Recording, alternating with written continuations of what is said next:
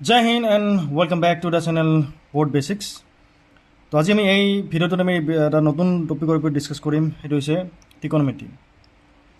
এই যিটো ট্ৰিকনমেট্ৰি চেপ্টাৰ আছে, এই ট্ৰিকনমেট্ৰি চেপ্টাৰটো আমাৰ ক্লাছ 10ৰ কাৰণে বহুত ইম্পৰ্টেণ্ট, কাৰণ এই চেপ্টাৰটোৰ পৰা আমাৰ বৰ্ড এক্সামত অলমষ্ট 7 নম্বৰ আহে।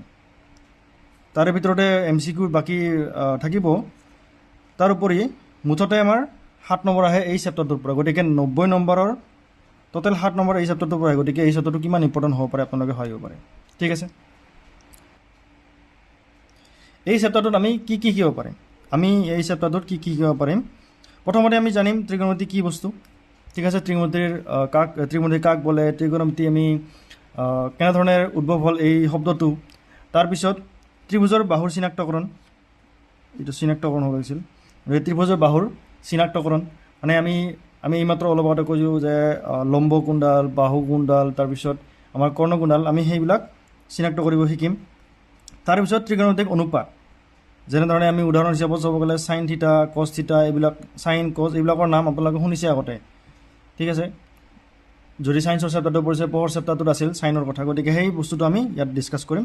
চাইন থিটা, কছ থিটা, টেন থিটা, তাৰপিছত আৰু বাকী তিনিটা আছে, মুঠতে ছয়টা হ'ব পাৰে। আৰু সিহঁতৰ মান কেনেধৰণে হ'ব যে আমাৰ 0 degree, 45 degree, 30 degree, 60 degree, 90 degree, এই ষ্টেণ্ডাৰ্ড কিছুমান কোণৰ কাৰণে চাইন থিটা, কছ থিটা, টেন থিটা এইবিলাকৰ মান কি হয় সেইবিলাক আমি জানিব পাৰিম। ঠিক আছে, তো এতিয়া প্ৰথমতে আমি ত্ৰিভুজৰ বাহু চিনাক্তকৰণ কেনেধৰণে কৰে তাৰ বিষয়ে অলপ ডিছকাছ কৰোঁ। আচ্ছা, তাৰ আগতে আমি ত্ৰিকোণমিতি কি বস্তু, এই ত্ৰিকোণমিতিৰ ইংলিছত নাম কি হয়? ত্ৰিগোণমেট্ৰি বুলি কোৱা হয়। ত্ৰিগোণমেট্ৰি, ইয়াতে তিনিটা শব্দ জড়িত হৈ আছে। এটা হৈছে ট্ৰাই, এটা হৈছে গণ, আৰু এটা হৈছে মেট্ৰি। হৈছে ট্ৰাই মানে তিনি, গণ মানে বাহু, আৰু মেট্ৰি, এই মেট্ৰি শব্দটো আচলতে গ্ৰীক ৱৰ্ড মেট্ৰন, হৈছে মেট্ৰনৰ পৰা আহিছে, আৰু যাৰ অৰ্থ হৈছে জখ। ঠিক আছে, তো মানে আমি তিনিডাল বাহু আৰু তাৰ লগত জড়িত যিবিলাক কোণ আছে, সেই কোণবিলাকক যদি আমি সম্পৰ্ক স্থাপন কৰোঁ আৰু তাৰ বিষয়ে যদি আমি আলোচনা কৰোঁ, তাকে কি বুলি কোৱা হয়? ত্ৰিকোণমিতি বুলি কোৱা হয়। ঠিক আছে, ত্ৰিকোণমিতি, ইংলিছত ক'লে ত্ৰিকোণমিতি আৰু অসমীয়াত ক'লে ত্ৰিকোণমিতি বুলি কোৱা হয়, বা ত্ৰিকোণমিতি। ঠিক আছে, আমি বুজি পালোঁ ত্ৰিকোণমিতি কি বস্তু। তো তিনিডাল বাহু, আমাৰ এটা ত্ৰিভুজৰ তিনিডাল বাহু আৰু তাৰ লগত জড়িত কোণবিলাকৰ সম্পৰ্ক স্থাপন কৰিলে আৰু তাৰ বিষয়ে আমি যদি আলোচনা কৰোঁ, বা যিটো বিষয়ত আলোচনা কৰা হয় সেই বস্তুটো কি বুলি কোৱা হয়, সেই বিষয়টোক কি বুলি কোৱা হয়? ত্ৰিকোণমিতি বুলি কোৱা হয়। ঠিক আছে, তো এতিয়া আমি ত্ৰিভুজৰ বাহুৰ চিনাক্তকৰণত, ত্ৰিভুজৰ বাহুৰ চিনাক্তকৰণ কেনেধৰণে কৰিব লাগিব আমি চাওঁ। ধৰি লওক এটা আমাৰ যিহেতু আমাৰ এই ত্ৰিকোণমিতি যিটো চেপ্টাৰ আছে, এইটো সমকোণী ত্ৰিভুজৰ ওপৰত নিৰ্ভৰ কৰিয়ে কৰা হ'ব। গতিকে আমি যিবিলাক ত্ৰিভুজ গঠিত কৰিম সেই সকলোবিলাক কি হ'ব? সমকোণী ত্ৰিভুজেই হ'ব। ঠিক আছে, ধৰা হ'ল আমাৰ যিটো ABC আছে, এই ABC এটা আমাৰ কি? সমকোণী ত্ৰিভুজ। গতিকে এই ABC ত্ৰিভুজটোৰ আমি যদি যিবিলাক ভূমি আছে, লম্ব আছে আৰু কৰ্ণ আছে, যদি আমি বাচিব লাগে, কেনেধৰণে বাচিম? ধৰা হ'ল ইয়াত যিটো B আছে, বিটো আমাৰ 90 ডিগ্ৰী।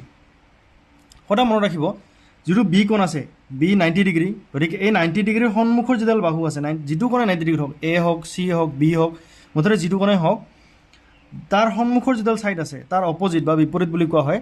তাৰ ছাইড যিডাল আমাৰ বাহু আছে, এইডালক কি বুলি কোৱা হ'ব? কৰ্ণ বুলি কোৱা হ'ব। গতিকে যিডাল আমাৰ AC বাহু আছে, এইডাল AC বাহু আছে, এইডালক কি বুলি কোৱা হ'ব? কৰ্ণ বুলি কোৱা হ'ব। ঠিক আছে, বুজি পাইছোঁ আমি এইখিনি? যিটো আমাৰ 90 ডিগ্ৰী সন্মুখত যিডাল বাহু থাকে, এইডালক কি বুলি কোৱা হয়? কৰ্ণ বুলি কোৱা হয়। বা আটাইতকৈ ডাঙৰ যিডাল বাহু আছে, এইডালক কি বুলি কোৱা হয়? কৰ্ণ বুলি কোৱা হয়। এতিয়া আমাৰ লম্ব আৰু ভূমি ডিপেণ্ড কৰে আমাৰ যিটো কোণ উল্লেখ কৰা আছে সেই কোণটোৰ ওপৰত। যদি আমি চি কোণক ধৰি লওঁ, চি কোণক আমি যদি থিতা বুলি ধৰি লওঁ, যিকোনো কোণৰ মান আমি থিতা বুলি ধৰি লৈছোঁ চি কোণটোত, তো যদি চি কোণ হিচাপে, চি কোণ সাপেক্ষে আমাৰ লম্ব কোণডাল হ'ব। সদায় মনত ৰাখিব, যিটো কোণ দিয়া আছে সেই কোণৰ সন্মুখৰ যিডাল ছাইড মানে চি কোণ, এই চি কোণৰ সন্মুখত কি আছে? AB আছে না? তেতিয়াহ'লে AB আছে, ABডালক কি বুলি কোৱা হ'ব? লম্ব বুলি কোৱা হ'ব। কাৰ সাপেক্ষে? চি কোণৰ সাপেক্ষে। মনত ৰাখিব, যিটো কোণ উল্লেখ কৰা আছে সেই কোণ সাপেক্ষে এইটো আমাৰ লম্ব হ'ব।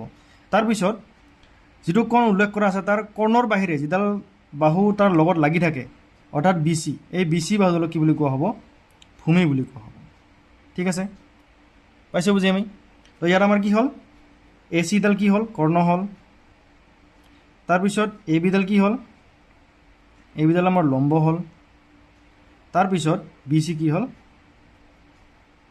ভূমি হ'ল ঠিক আছে এ চি কৰ্ণ এ বি লম্ব বি চি ভূমি কাৰ সাপেক্ষে চি কোণ সাপেক্ষে এইটো যদি আমি সেম অলপ বেলেগ ধৰণে কৰোঁ এইটো আমি এ এইটো আমি বি এইটো আমি চি ধৰিছোঁ ঠিক আছে তো এইটো আমাৰ কি ইয়াতেও বি কোণ আমাৰ 90 ডিগ্ৰী তো ইয়াত লম্ব কোণডাল হ'ব সৰি লম্ব নহয় কৰ্ণ কোণডাল হ'ব কৰ্ণ হ'ব আমাৰ 90 ডিগ্ৰী সন্মুখডাল অৰ্থাৎ এ চি তো আমি ইয়াতো কি হ'ব আমাৰ এ চি কৰ্ণ হ'ব কিন্তু এতিয়া যদি আমি কওঁ এ কোণক ধৰিলোঁ ইয়াতে আমি চি কোণ ধৰিছিলোঁ ইয়াতে আমি এ কোণ ধৰিছোঁ তো এই এ কোণ সাপেক্ষে লম্ব কোণডাল হ'ব এটা মনত ৰাখিব যিডাল আমাৰ এ কোণৰ সন্মুখত আছে এ কোণৰ সন্মুখত কোণডাল আছে বি চি আছে গতিকে বি চিডাল কি হ'ব লম্ব হ'ব ঠিক আছে আৰু যিডাল ছাইড তাৰ লগত লাগি আছে তাৰ লগত মানে কৰ্ণডালক বাদ দি যেহেতু এ চি কৰ্ণডাল ইয়াক বাদ দি এ লগত কোণডাল লাগি আছে এ বি গতিকে এ বিডাল কি হ'ব ভূমি হ'ব ঠিক আছে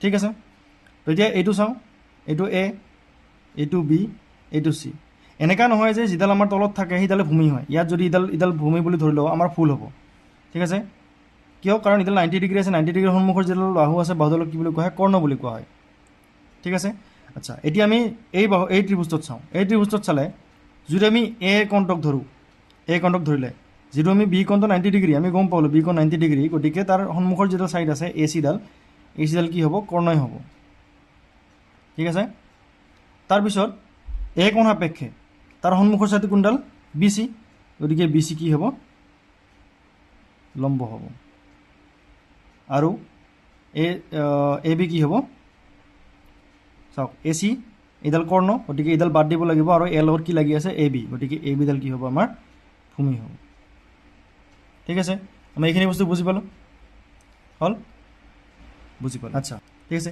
এতিয়া এই যিবিলাক কৰ্ণ লম্ব ভূমি আছে এই কৰ্ণ লম্ব ভূমিবোৰক যদি আমি সম্পৰ্ক স্থাপন কৰোঁ কেনেধৰণে আমি সম্পৰ্ক স্থাপন কৰিম সেইটো আমি আহক বুজোঁ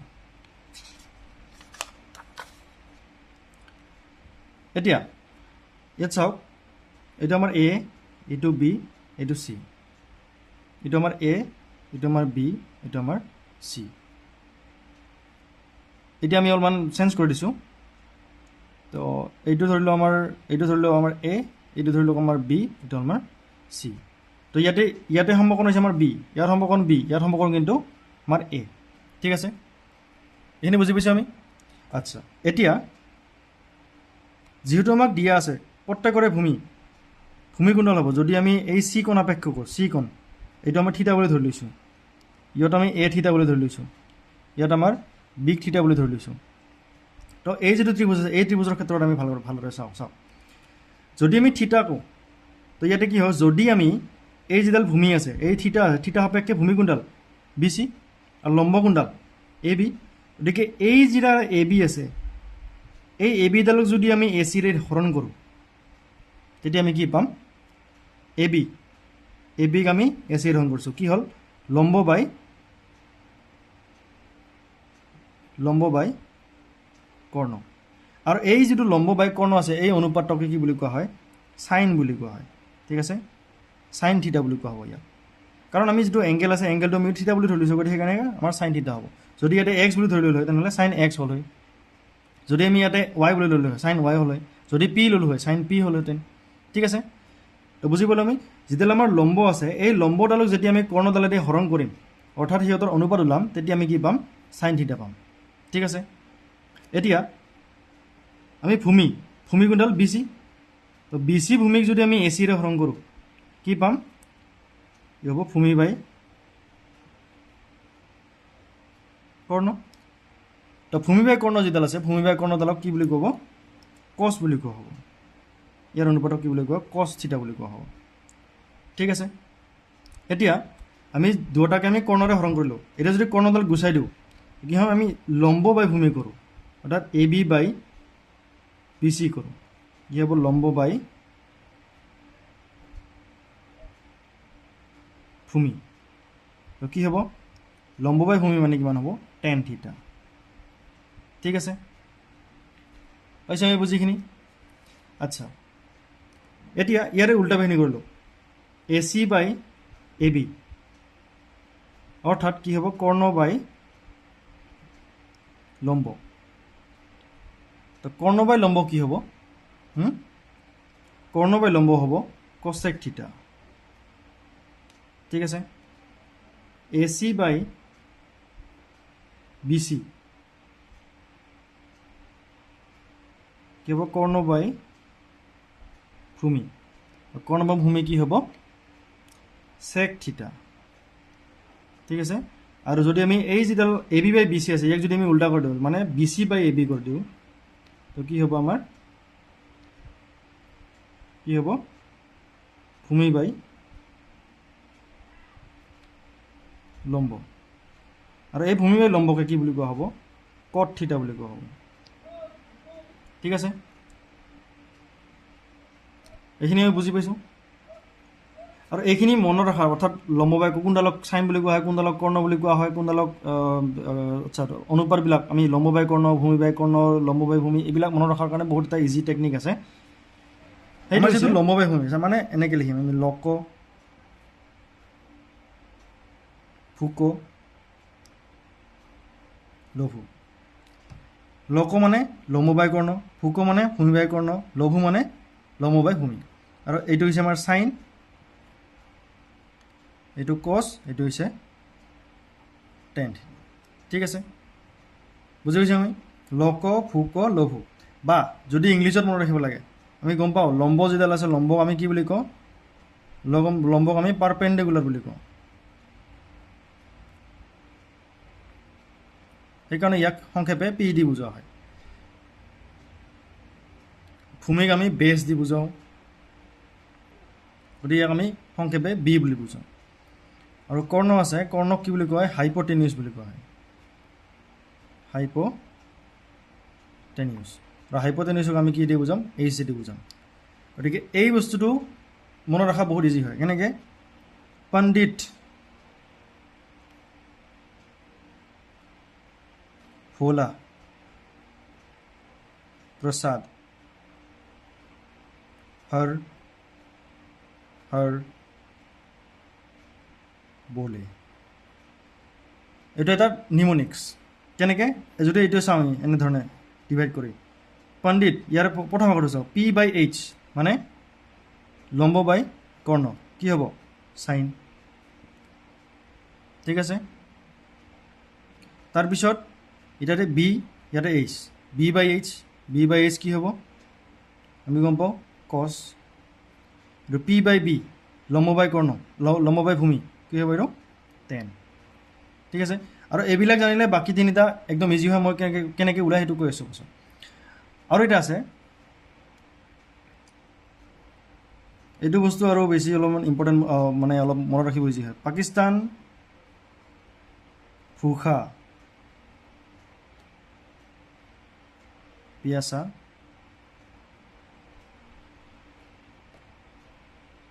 হিন্দুস্তান হাৰা ছেইম ইয়াৰে প্ৰথম লেটাৰটো পাকিস্তান ফুখা পিয়াসা ইয়াতে এনেধৰণে ভাগালে আমি গম পাম ইয়াতে পি বাই এইচ অৰ্থাৎ পি বাই এইচ কি হ'ব চাইন বি বাই এইচ কি হ'ব কছ পি বাই বি কি হ'ব টেন আৰু এতিয়া যদি আমি এই যিবিলাক অনুপাত আছিল অনুপাত যদি ভালদৰে চাওঁ আমি তো ইয়াৰ অনুপাতটো চাওঁ এই এ বি বাই এ চি আৰু A C by A B by A C আৰু A B by A C by A B এইটো ৰেচিপ্ৰকেল হয় নে নহয় প্ৰতিক্ৰম মানে ইয়াৰ পৰা গম পোৱা যায় প্ৰতিক্ৰম মানে কি যিটো আমাৰ 1 বাই চাইন আছে 1 বাই চাইন কি হ'ব কচেক থিটা হ'ব 1 বাই চাইন থিটা কি হ'ব কচেক থিটা ঠিক একেদৰে 1 বাই কছ থিটা কি হ'ব চেক থিটা হ'ব আৰু 1 বাই টেন থিটা কি হ'ব কট থিটা হ'ব ইয়াৰ উল্টাটো সেম মিলে 1 বাই কচেক কি হ'ব সাইন হ'ব 1 বাই সেক কি হ'ব কস থিটা হ'ব আৰু 1 বাই কট কি হ'ব টেন থিটা হ'ব ঠিক আছে এইখিনি বস্তু একদম ইজি মনত ৰাখিব যদি সাইন কস টেন জানো তেনেহ'লে আমি কচেক সেক কটো জানিম আমি ঠিক আছে এইখিনি বুজি পাইছোঁ এতিয়া আপোনালোকে এইটো ঘৰত কৰিবচোন ঠিক আছে।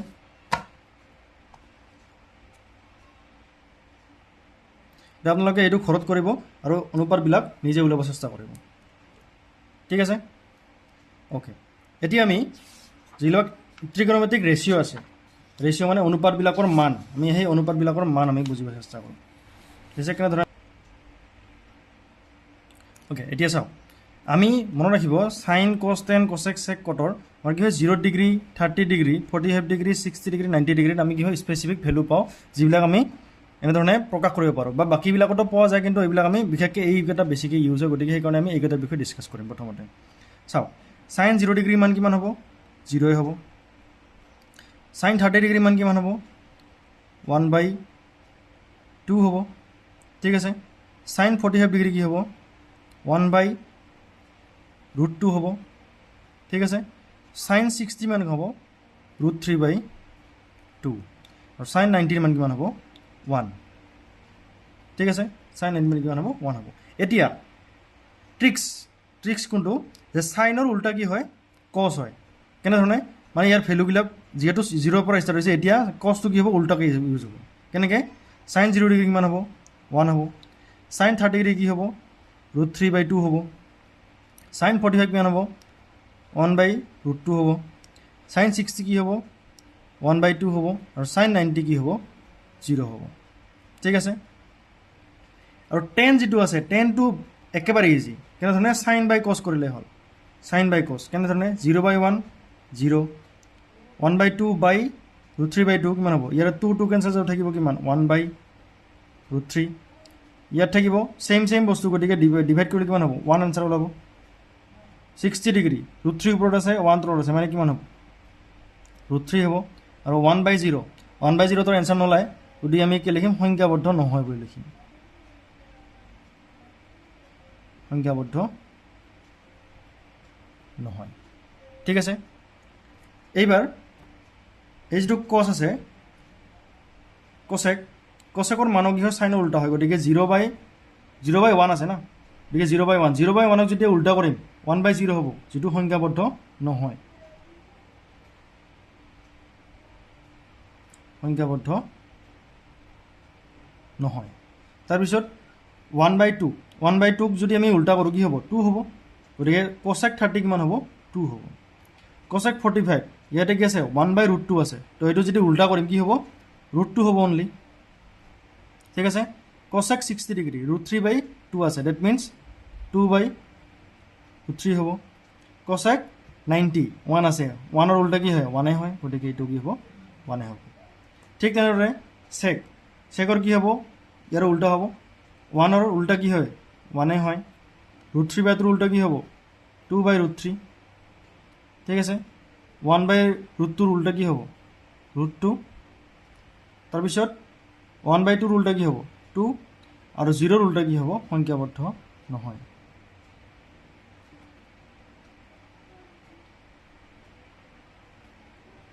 সংখ্যাবদ্ধ নহয়। ঠিক আছে। এতিয়া যিটো ক'ড আছে, ক'ডটোও একেধৰণে, 10ৰ উল্টা 0/1 আছে, গতিকে এইটো কি হ'ব? 1/0 হ'ব। 1/0টো কি হয়? 1/0 সংখ্যাবদ্ধ নহয়। সংখ্যাবদ্ধ নহয়। তাৰপিছত 1/√3, ডেট মিনছ কি থাকিব? √3 থাকিব। ঠিক আছে। 1 আছে, 1ৰ উল্টা কি হয়? 1 হয়। ইয়াত √3 আছে, √3 উল্টা কি হ'ব? 1/√3 হ'ব। ঠিক আছে। আৰু 90 উল্টা কি হ'ব? সংখ্যাবদ্ধ নহয়।